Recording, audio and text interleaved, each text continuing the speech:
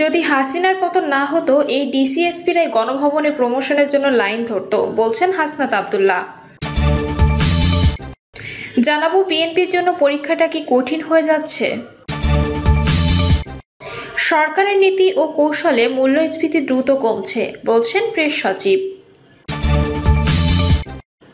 এবং সর্বশেষ জানাবো আবারও 2 দিনের রিমান্ডে সেলিনা হায়াৎ আইভী। শুনছিলেন সংবাদ শিরোনাম, এবারে বিস্তারিত। যদি হাসিনার পতন না হতো এই ডিসিএসপিরাই গণভবনে প্রমোশনের জন্য লাইন ধরতো, বলছেন হাসনাত আব্দুল্লাহ। জাতীয় নাগরিক পার্টি দক্ষিণাঞ্চলের মুখ্য সংগঠক হাসনাত আব্দুল্লাহ বলেছেন, যদি হাসিনার পতন না হতো তখন এই ডিসিএসপিরাই গণভবনে প্রমোশনের জন্য লাইন ধরত। বাংলাদেশে যদি কেউ স্বৈরাচারের পক্ষে অবস্থান নেয়, এই বাংলাদেশে তার আর জায়গা হবে না। গতকাল রাত 8টার দিকে রাজশাহী নগরের সাহেববাজার 0 পয়েন্টে বড় মসজিদের সামনে এক পথসভায় তিনি এ মন্তব্য করেন। প্রশাসনের কর্মকর্তাদের উদ্দেশ্যে হাসনাত আব্দুল্লাহ হুঁশিয়ারি উচ্চারণ করেন। তিনি বলেন, ডিসিএসপিদের বলছি, আপনারা যে ভালো ব্যবহার করছেন আমরা জানি আপনারা চিপায় পড়ে আমাদের সঙ্গে ভালো ব্যবহার করছেন। যদি হাসিনার পতন না হতো তখন এই ডিসিএসপিরাই গণভবনে প্রমোশনের জন্য লাইন ধরত। যারা প্রশাসনে আছেন আপনারা ক্ষমতাপন্থী হবেন, আপনারা ভুল করছেন, আপনারা ভুলে যাবেন না গত 16 বছরে ডিসিএসপিদের কি পরিণতি হয়েছে। আপনারা ভুলে যাবেন না, এই দিন না আরও দিন আছে। আমরা আপনাদের বলবো না আপনারা এনসিপি পন্থী হন, আওয়ামী লীগ পন্থী রাজনীতিপন্থী হওয়ার কি পরিণতি আপনারা দেখেছেন। সীমান্ত পাড়ি দিয়ে ভারতে পালিয়ে যাওয়ার সুযোগ রয়েছে, ক্যান্টনমেন্টে পালিয়ে যাওয়ার সুযোগ রয়েছে। এই বাংলাদেশে যদি সেই স্বৈরাচারের পক্ষে অবস্থান নেয়, এই বাংলাদেশে তার আর জায়গা হবে না। বিএনপির জন্য পরীক্ষাটা কি কঠিন হয়ে যাচ্ছে। বাংলাদেশ জাতীয়তাবাদী দলের ভারপ্রাপ্ত চেয়ারম্যান তারেক রহমান বলেছেন, বর্তমান রাজনৈতিক বাস্তবতায় বিএনপি দেশের সবচেয়ে বড় রাজনৈতিক দল। বড় হলে সমস্যাও বেশি, দায়িত্ব অনেক, স্যাক্রিফাইসটাও বেশি। 2রা জুলাই পটুয়াখালী জেলা বিএনপির সম্মেলনে লন্ডন থেকে ভার্চুয়ালি যুক্ত হয়ে তারেক রহমান বলেন, সংস্কার প্রস্তাবনা নিয়ে বিএনপি সহ অন্যান্য রাজনৈতিক দলের সঙ্গে সরকার আলোচনা করছে। প্রতিটি দলেরই নিজস্ব আদর্শ লক্ষ্য রয়েছে। কিছু মিডিয়ায় বিএনপি সংস্কার মানছে না এমনটা বলা হচ্ছে, কিন্তু সত্যটা হলো সংস্কার প্রশ্নে বিএনপি অনেক বিষয়ে ছাড় দিয়েছে। ওই দিনই জাতীয় ঐক্যমত্য কমিশনের সঙ্গে বৈঠক শেষে দলের যুগ্ম মহাসচিব সালাউদ্দিন আহমেদ গণমাধ্যমের সঙ্গে কথা বলার সময় একটি তালিকা তুলে ধরেছেন। সেখানে জাতীয় ঐক্যমত্য কমিশন কোন বিষয়ে মোট কতগুলো সুপারিশ রাজনৈতিক দলগুলোর সঙ্গে আলোচনার জন্য উপস্থাপন করেছেন এবং তার মধ্যে বিএনপি কতটি সুপারিশের বিষয়ে সম্পূর্ণ এবং আংশিক ঐক্যমত্য পোষণ করেছে তা সুনির্দিষ্ট করা হয়েছে। তাতে দেখা যায় বিএনপি অধিকাংশ সুপারিশের সঙ্গে একমত এবং আরও অনেকগুলোর বিষয়ে আংশিকভাবে একমত পোষণ করেছে। এ কথা অস্বীকার করার উপায় নেই। এসব ক্ষেত্রে বিএনপিকে তার পরবর্তী দলীয় অবস্থান পরিবর্তনও করতে হয়েছে। তা সত্ত্বেও কিছু মিডিয়ায় বিএনপি সংস্কার মানছে না এমনটা বলা হচ্ছে কেন? এমনকি বৃহত্তর জনপরিসরে এমন একটি ধারণা হয়েছে যে তাও অস্বীকার করা যায় না। এর কারণ বোঝাও খুব একটা কঠিন কাজ নয়। যেমন আমরা স্মরণ করতে পারি, জুলাই অভ্যুত্থানে বিজয়ের মাধ্যমে গঠিত বর্তমান অন্তর্বর্তী সরকার ক্ষমতায় আসে প্রধানত 3টি কাজ সুসম্পন্ন করার দায়িত্ব নিয়ে।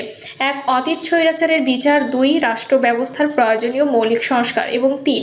একটি অংশগ্রহণমূলক জাতীয় নির্বাচনের মাধ্যমে গণতান্ত্রিক শাসন ব্যবস্থার পুনরুদ্ধার। এর মধ্যে বিচারের প্রক্রিয়াটি চলমান রয়েছে, তবে এই প্রক্রিয়া সম্পন্ন হওয়ার বিষয়ে সুনির্দিষ্ট সময় নির্ধারণ করা সম্ভব নয়। এটি সম্পূর্ণরূপে আদালতের এখতিয়ারভুক্ত। দ্বিতীয় বিষয়টি হলো সংস্কার জাতীয় ঐক্যমত্য কমিশন সেই প্রক্রিয়াও অব্যাহত রেখেছে, তবে এই প্রক্রিয়ার অগ্রগতি নিয়ে আশা নিরাশার দোলাচল রয়েছে। এর কারণ রাষ্ট্র কাঠামোর মৌলিক সংস্কার বলতে আমরা যা বুঝি সেখানে প্রধান বিষয় হলো 72-এর সংবিধানের খোলনলছে বদলে দিয়ে জুলাই অভ্যুত্থানের আকাঙ্ক্ষিত নতুন বাংলাদেশ গঠনের উপযোগী একটি নতুন সংবিধান প্রণয়ন করা। বিএনপি জাতীয় ঐক্যমত্য কমিশনের সুপারিশকৃত অধিকাংশ সংস্কার প্রস্তাবের সঙ্গে একমত পোষণ করলেও এই ক্ষেত্রে দলটির নিজস্ব কিছু নীতিগত দৃষ্টিভঙ্গি এবং অবস্থান রয়েছে। উদাহরণ হিসেবে আমরা উল্লেখ করতে পারি, নতুন সংবিধান রচনার জন্য গণপরিষদ গঠন, 72-এর সংবিধানে মূলনীতিসমূহ পরিবর্তন, প্রধানমন্ত্রী ও রাষ্ট্রপতির মধ্যে ক্ষমতার ভারসাম্য আনা, সংখ্যানুপাতিক নির্বাচন, জাতীয় সংসদের উচ্চকক্ষ গঠনের পদ্ধতি, জাতীয় সংসদ নির্বাচনের আগে স্থানীয় সরকার নির্বাচন প্রভৃতি। এই বিষয়গুলো সংস্কার প্রক্রিয়া এবং রাজনৈতিক দলগুলোর সঙ্গে জাতীয় ঐক্যমত্য কমিশনের আলোচনা শুরু থেকেই উপজীব্য ছিল। আলোচনা ধারাবাহিকতায় এক একটি বিষয় এক এক সময় প্রাধান্য হারিয়েছে, সেই জায়গায় নতুন চিন্তার স্থান হয়েছে এবং তা নিয়ে আলোচনা এগিয়েছে। আবার দেখা গেছে সংস্কারের জন্য জাতীয় ঐক্যমত্য কমিশনের আলাপ আলোচনায় কিছুদিন পর পর পুরনো বা প্রাধান্য হারানো এক একটি বিষয়ে নতুন করে উত্থাপিত হচ্ছে। বলা বাহুল্য, নতুন করে উত্থাপিত এই পুরনো বিষয়গুলোতে রাজনৈতিক দলগুলোর মতভিন্নতা শুরু থেকে ছিল, এখনও আছে এবং এই মতভিন্নতা অবস্থানের সম্ভাবনা কম বলেই ধারণা করা যায়। এইরকম পরিস্থিতির মধ্যেই দেশে এখন জুলাই অভ্যুত্থানের প্রথম বার্ষিকী পালনের নানা আয়োজন চলছে। এই অভ্যুত্থানের অংশীদার রাজনৈতিক দলগুলোর শিক্ষার্থীরা, সুশীল সমাজ সবাই নিজ নিজ অবস্থান থেকে নানান কর্মসূচি পালন করছে। এর পাশাপাশি চলছে 30টি রাজনৈতিক দলের সঙ্গে জাতীয় ঐক্যমত্য কমিশনের ধারাবাহিক আলোচনাও। তবে এই আলোচনার প্রধান লক্ষ্য অর্জিত না হলে, অর্থাৎ ভবিষ্যতে এদেশে কোনো সরকার আর কোনোদিন যেন ফ্যাসিবাদী হয়ে উঠতে না পারে, সেই উদ্দেশ্যে রাষ্ট্র কাঠামো প্রয়োজনীয় সংস্কার সাধনের জন্য জাতীয় ঐক্যমত্য প্রতিষ্ঠা সম্ভব না হলে জুলাই অভ্যুত্থানের আকাঙ্ক্ষা অনুযায়ী নতুন রাজনৈতিক বন্দোবস্ত এবং দায় ও দরদের সমাজ প্রতিষ্ঠার স্বপ্ন বাস্তবায়ন সম্ভব নয়। বিষয়গুলো সেই জন্যই ঘুরে ফিরে বারবার সামনে আসছে। এই যেমন জাতীয় নাগরিক পার্টির আহ্বায়ক নাহিদ ইসলাম 2রা জুলাই সন্ধ্যায় লালমনিরহাট শহরের মিশন মোড়ে আয়োজিত এক পথসভায় বলেন, বিচার সংস্কার ও নতুন সংবিধান রচনা বাদ দিয়ে নির্বাচন হলে আমরা সেই নির্বাচনে অংশগ্রহণ করব না, আর সেই নির্বাচন জনগণের নির্বাচনও হবে না। আমরা শুরু থেকে এনসিপির দাবি এবং বক্তব্য অনুসরণ করলে দেখব যে তার এই বক্তব্যের মধ্যে নতুন করে কিছু উত্থাপন করা হয়নি।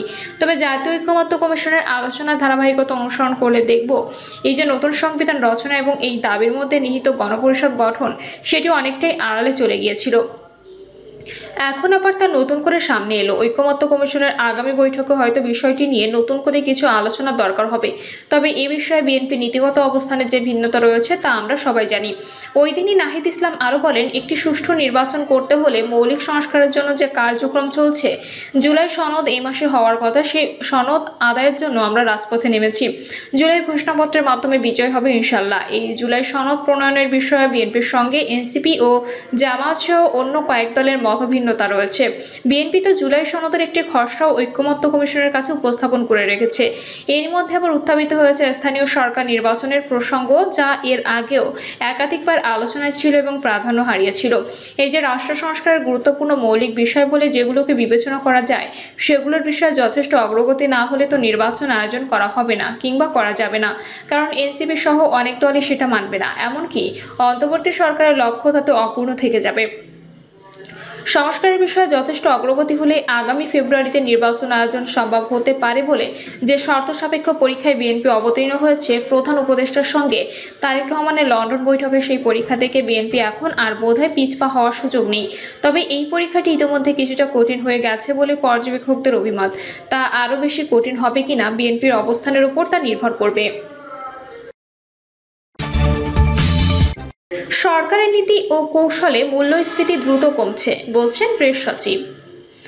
প্রধান উপদেষ্টার প্রেস সচিব শফিকুল আলম জানিয়েছেন, অন্তর্বর্তী সরকারের সুচিন্তিত নীতি কৌশলের ফলে মূল্যস্ফীতি দ্রুত কমছে।